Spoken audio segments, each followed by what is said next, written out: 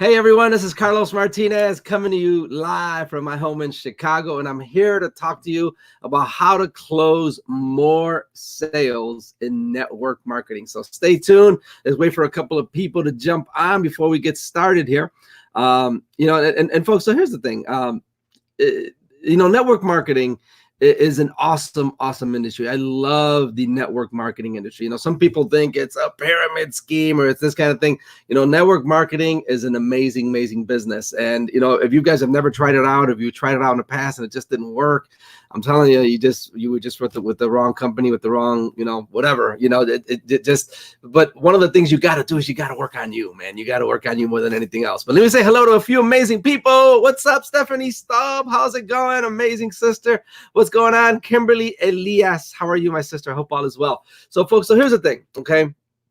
How to close more sales in network marketing.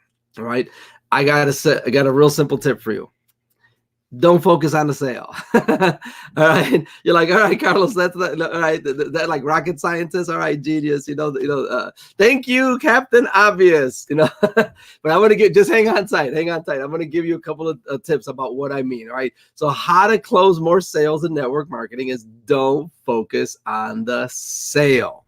Don't focus on the sale. Okay. So what do I mean by that? See, because a lot of times, there's a process, right? Sales is a process. And just so you know, folks, a little bit about me. I've been in sales since 1992. So I've been in sales a long time. And there is a process to sales. Now, some of that was definitely in network marketing, but a lot of it was, just outside sales that I was doing for, major corporations and stuff like that. So I've been in sales for a long time. And I actually love sales because I love the relationship side of things. So I've never really liked the kind of like the used car salesperson kind of thing. And nothing wrong with you, we're car salespeople. If that's what you do, man, more power to you. But I've never liked that kind of approach, that strong approach. I've liked more like coming from a mindset of being solution oriented. I'm there to solve problems and offer solutions, that kind of thing. So more like a consultative approach. But here's the thing, folks. So how do you close more sales in network marketing? And I'm going to give you an example in just a little bit. But what you want to do is don't focus on the sale.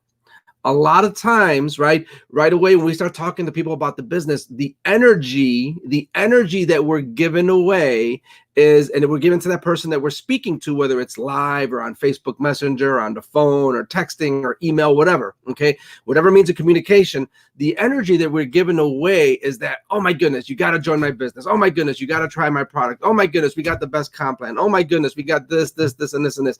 We're so focused on the sale. But know that there's a process, right? Know that there's a process. So step number one, here's step number one, okay? First, you got to see if the person is actually open to take a look, right? First, you got to see if the person is open to take a look, all right? And just because they're open to take a look, that doesn't mean that, that you're going to close them, right? Because a lot of times we're open to take a look. Okay, Rain, come in at the highest level possible, right? So I can make the highest commission, right? And we may not say that, right? But that's probably the energy that we're giving off. I know I used to for a long time, right? We get too focused on the sale, right? We get too focused on the sale instead of focusing on how can I solve this person's problems, and how do you find out about a person's problems is by finding out what's going on in their life, what's important to them, right? So step number one is you gotta first see if they're open, right? And if they're open to take a look, what is step number two, right? So step number two then is you got to send a tool of some sort. So what's a tool, right? So in other words, you shouldn't be the one explaining everything. Oh my goodness, we got an 85%. We got a comp plan that gives 85%, pays back up to 85% back to the field. Oh my goodness, we've got a marketing system that helps build it down. Oh wow, our products are, sustainable and non-GMO and organic and blah, blah, blah. We do the vomiting, right? We just vomit our opportunity and our products over the person that we're speaking to. No, let the tools do the work for you. So normally you send them to a video of some sort or some information that they could take a look at, right? And if you've got some really good capture pages or landing pages that you can send them to, then you're going to go ahead and send them to that. Now comes the follow-up, folks, and know this, folks, that only about 2% of sales only about 2% of sales comes from the first initial contact. 2%. And I would say it's even probably less than that. But I heard a stat recently that it's 2%. I'm like, wow, it's that high? I didn't think it was that high. I thought it was like, 1/10 of 1%. But it's actually about what I would say 1 to 2%. You're going to get on the first contact. But if you want to close more sales, then you got to follow up, right? You got to make sure that you follow up, because there's a process to this. You're warming up the client, and then once you follow up, right? What are you going to say? Then you're going to make sure that you follow up with the prospect, and you're saying, okay, Mr. or Mrs. Customer, or Susan or Bob or whatever your name is, okay, did you watch the video, right? You want to follow up to see if they watched the video. So there's a process there, but you got to follow up. And me, I'm going to follow up until they pretty much tell me not to follow up anymore, right? But I'm going to follow up, but know that there's a process. And here's my point. Try not focusing on the sale that much, okay? Actually, at all. You shouldn't really focus on the sale at all. You should focus on connecting with the person. Once they're open to take a look, you should focus on connecting and find out why why they're interested in this product. Because when that person comes back to you and they say, yeah, you know what, I saw the opportunity, I saw the video, but I've got questions. Okay, great. Can we get on the phone, right? So at that point, now that the person has watched the video, that's done most of the talking for you, right? Because the video that you send, or whatever tool that you use that you're going to send, is going to answer probably 85, 90, maybe 95% of the questions. So now you want to get on the phone with the person. Usually phone is best, right? Phone or some kind of Zoom video call, whether you use the phone through Facebook or whatever the case may be, or if you want to give out your cell phone. I personally give out my personal cell phone, and I just get on the phone with the person so that they can see that I'm real right here. Listen, you can trust me. This is my cell phone, right? So that there's a certain energy about that, right? And then what happens from there is I get on the phone and I just listen to them. Right? Great. Hey, Susan, so again, thank you so much. It's nice to meet you. Thank you so much for being open to take a look at this awesome opportunity. So let me ask you, what did you like best about what you saw? And I'm just going to listen. I'm going to listen. So then let Susan tell you what she liked best about what she saw. And then what you're going to do is, after she tells you that, you're going to say, yeah, Susan, I love that about the program as well. You're not going to disagree, right? You're not going to like, well, yeah, that's okay. I like this more about the opportunity. No, you're going to agree with Susan. Okay, great. Well, great, Susan. And then now here's a follow-up question to that. Susan, well, great. Do you see yourself more as a customer, or are you interested more in the business opportunity side, or a combination of both? And at that point, we're going to listen again, right? We're listening, right? We're asking questions. We're asking questions, right? You got to get good at asking questions. So at that point, now you're listening again, and you're listening empathetically, right? You're not listening to respond, right? Because a lot of times we tend to listen to people. I'm like, okay, great. Please stop talking, Susan, so I can respond to you. No, that's not empathetic listening. Empathetic listening is that you're actually listening and you're feeling what the person's telling you, right? You're actually feeling what the person's telling you, in the conversation. And it can be typed. By the way, this can be typewritten, right? It can be a message you're going back and forth via text message. It can be something going back via Facebook Messenger. It doesn't necessarily have to be via phone or anything like that. Okay. And so yeah, she tells, well, Carlos, I'm interested in the business opportunity side. All right. So what's the next step? All right. Then the next step after that is like, okay, great, Susan. Can I ask you, why are you considering this opportunity now? Can you tell me what's going on in your life, that you're considering this opportunity now? Again, another question. And then you're listening again, right? You're listening again. And Susan's going to tell you, well, I got my kids going to college and I haven't saved, coming up to college in a couple of years and I haven't saved a single penny, right? My mom, needs an operation and, she's the medical bills are stacking up and I'm kind of worried about how I'm going to pay the medical bills. Oh, you know what? My goodness, I haven't taken a family vacation in such a long time, most people, they're just tired of living check to check, right? 78% of Americans are living check to check. I just want some extra income, man. I just want to take a nice family vacation, once a year or whatever. Or maybe, hey, I'm retiring, right? I'm thinking about retiring in about 10 years, 8 years, but I don't have enough for retirement. I want to save up. So again, you want to listen to why they want to do that. Now, here's a follow-up question to that. So like, great. Yeah, I can definitely understand that, Susan. So again, you want to listen empathetically. I can definitely understand that, Susan. I totally get that. Can I ask you, how much do you think, here's a follow-up question, guys. How much do you think you need to make in order to achieve that goal? How much do you think? How much do you think you need, actually be more specific? How much do you think you need to make per month to achieve that goal of saving up for retirement, to achieve that goal of helping, your mom pay for her medical bills, to achieve that goal of being ready to, to help pay for your kids' college, to achieve that goal of taking that family vacation, whatever the case may be, whatever their goals are. How much do you need to make, and how much or how soon do you need to make it? How much do you need to make per month? And how soon do you need to make it? Because what this is doing, as you're leading them down the path, remember, you're taking baby steps. You're taking baby steps. You're leading them down a path, okay? You're leading them down the path of what they need to make, because now you can say, hey, well, great. Well, listen, it sounds like you're ready to get started, okay, with this program, okay? And based on this, based on your goals and how quickly you need to make this amount of money, I recommend this package. However, get in where you fit in, kind of thing, right? So now at that point, because now, but guess what you're doing, folks? Guess what you're doing here? As you're doing this, as you're taking these baby steps and you're walking that person through, guess what happens? That person's like, you know what?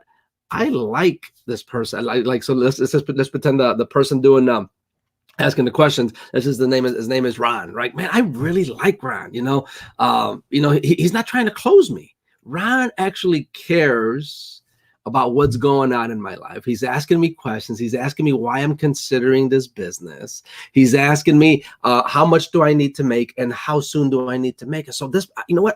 I want to join Ron, right? I want to join Ron because Ron, I feel that Ron actually cares. So folks, you're actually serving two purposes. Number one, you're actually, trying to get a good idea of what their goals are. But most importantly, you are actually getting down to the heart of the matter. That I care about you. I want to help you succeed. I want to help you achieve your goals. And that energy that you're giving to that person, I'm telling you, it cannot even be measured. It cannot be measured. So now that person's starting to know you, like you, and trust you. And more than likely, that person's going to join you, if they're ready, right? So folks, I hope you got value from this. But let me give you just a real quick analogy. So I was watching a live from Ray Higdon, probably right around Christmas time, and he was talking about his daughter, right? His daughter Sabrina. He calls her Baby Bear or Sabrina Bear. Okay, and here's the analogy. It's actually a really cool analogy. So he was talking about his daughter and on how she used persuasion. She followed the sales process. Okay, so she got this toy for Christmas, all right? And what the toy was this toy where it's got like, you can put like whipped cream on there, and it's like kind of like a pie in the face kind of toy, right? And it's supposed to be like real funny and crack you up and everything like that. And actually, I remember Sabrina, he did have her on a live when they were where the thing that actually did her in her face. It was cute, it was hilarious. But so she says, Dad, because the toy wasn't open yet. So she says, Dad, can we play this toy? Can we play this toy? And he's like, no, honey, I'd love to, but right now I can't because I gotta work. And so she steps back. She goes, okay, Dad. How about, can we just open this? Can we just open this box? We're not going to play. Can we just open this box? And he says, okay, but we're not going to play. All right. We're just going to open the box. And says, okay.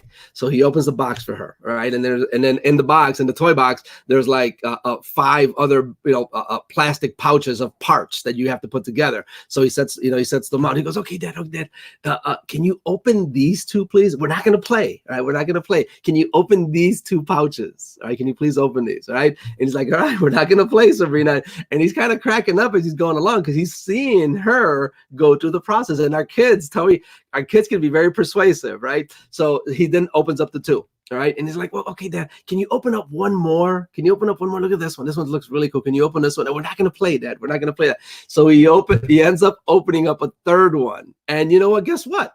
He's just like one step away from actually playing. He goes, Dad, you think we could just play one game? And guess what he ended up doing? After he initially told her that we're not going to play, he ended up playing a game with her, right? So it ended up being amazing. But that's my point. And the whole analogy behind this is this. Too many times is that when we start talking to someone about the business, we're so focused on the sale. Like Sabrina initially was like, Dad, I want you to play with me right now. But guess what she did? She took them step by step by step by step, right? So you're seeing if they're open, right? In the sales process, you're seeing if they're open, right? They say yes, then you send a tool of some sort, okay, usually a video. And then after the video, then you see, you ask them if they watch the video. And if they watch the video, you ask them what they like best about it. And once they tell you, again, this whole time we're listening, right? We're listening, we're doing empathetic listening. And you're listening to, okay, great. And why is that important to you? Okay, great. And what are your goals? Now, are you looking at, are you looking at just being a customer because you're interested in the product, or are you interested on the business side of things, or a combination of both? Well, I'm interested in both. Okay, great. Can I ask you why you're considering this right now? What's going on in your life that you're considering this? Well, I got these bills to pay. I'm behind, whatever the case, I want to save for retirement, whatever the case may be. All right. Well, how much do you need to pay? How much do you feel you need to make per month in order to achieve that? And how soon do you need to make it? All right. So again, these are all baby steps that you're taking the person through. Baby steps, right? Not one big giant leap to let's make the sale, join my team, buy my product, whatever the case may be. Just little baby steps like our kids do as they're they're very persuasive, our kids, So anyway, hope you guys got value from this. If you did, please share this out with other people. Drop some hearts, some likes, comments, so on and so forth. I love you guys so much. And folks, on a side note, if you're struggling to pay your bills and you're like, man, you know what? I don't want 2020 to be the same as 2019. I want to try something different. I want to try an online business that is booming. Okay. All you got to do is go to my site, go to mastermydestiny.com, mastermydestiny.com. Enter your information, take the free tour. You'll get to see what it's all about. And after you're done watching the video, if you still got questions after that, then message me and I'll be glad to get on the phone with you, get on the video call with you, or we can just message back and forth, right? So let me just say hello to a few amazing people. What's going on, guys? The amazing Deborah Zeka. Hello, Mr. Ron Deeren. You're awesome. Leticia Soto, blessings. Lori LePage, Paula Biger, Stacy George. What is it? Absolutely encourage and notify our owners and leaders in this amazing system. Exactly. What's up, Jane Milliken Horn? I hope you're staying warm out there in Canada, my sister. Jane Harris, Stacy George, Jennifer, how's it going? Thank you. You're amazing. You're a blessing. You guys are awesome. Love you guys so much. Thank you for all the hearts. The fortune is in the follow-up. That's right, Stephanie. It always is. Most sales come from follow-up. Hello, Rebecca Williams. How's it going? Darlene Eaton. Good afternoon, my sister. What's going on? Denise Martin. What's up? You guys are amazing. Love you guys. Amazing. Ron Deeren, my brother. How's it going? Thank you, guys. You guys are awesome. Love you guys so much. Joey Martinez. Yo. What's up, my brother? How's it going? You guys are awesome, man. Love you guys so much. Again, you guys got value from this. Please drop some hearts. Share this out with other people. And folks, remember, reach out to people, help them out, right, as best as you can. And oftentimes, especially when you're down, I always tell people, when you're feeling down, you're feeling blue, lift someone else up, man. I'm telling you, it'll lift your spirits up. All right, you guys are awesome. Love you guys. Until the next live, bye for now. Mwah. Talk to you soon. Love you guys. Have an awesome day.